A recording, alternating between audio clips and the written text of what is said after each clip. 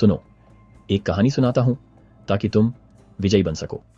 यह कहानी आओ मेरे पीछे हो लो गाइड में 10 से 16 फरवरी के लिए डॉक्ट्रिन एंड कवेनेंट्स सेक्शंस 10 और 11 से है। चलो मेरे साथ चर्च के इतिहास के एक महत्वपूर्ण समय के बारे में सीखते हैं।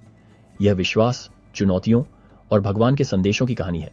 शुरू करते हैं जोसेफ स्मिथ और ओलिवर काउड्री के साथ। वे बुक ऑफ मॉर्मन का अनुवाद करने में कड़ी मेहनत कर रहे थे, लेकिन फिर कुछ बुरा हुआ। पांडुलिपि के 116 पृष्ठ खो गए। यह एक बड़ी समस्या थी। अब वे क्या करेंगे? क्या उन्हें इसे फिर से अनुवाद करना चाहिए? क्या उन्हें हार मान लेनी चाहिए?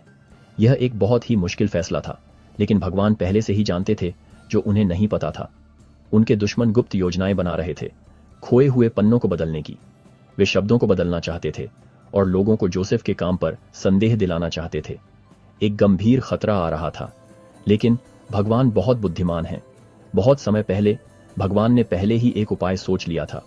जोसेफ को एक दिव्य प्रकाश के माध्यम से प्रभु से सांत्वना मिली। जोसेफ को प्रभु से सांत्वना मिली।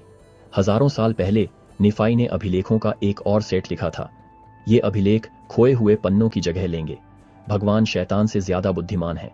इस समय जोसेफ समझ गए कि भगवान ने कितना आगे की योजना बनाई थी। बुराई भगवान के काम को नहीं रोक पाएगी। विश्वास के कारण जोसेफ और ओलिवर अपने मिशन के साथ आगे बढ़ सकते थे, भगवान की योजना पर भरोसा करते हुए। लेकिन प्रभु ने जोसेफ को शैतान की चालों के बारे में भी चेतावनी दी।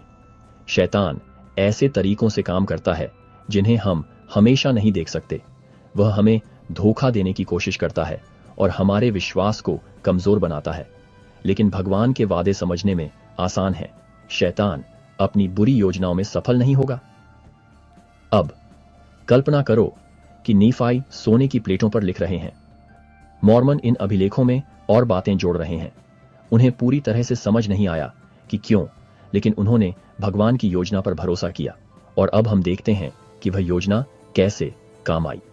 उसी समय हायरम स्मिथ, जोसेफ के बड़े भाई, वास्तव में रेस्टोरेशन में मदद करना चाहते थे। उन्होंने यह जानने के लिए प्रार्थना की कि भगवान उनसे क्या करवाना चाहते हैं। हायरम के लिए भगवान का संदेश समझना आसान था। पवित्र आत्मा पर भरोसा रखो और भगवान से पूछो कि वह आपसे क्या करवाना चाहता है।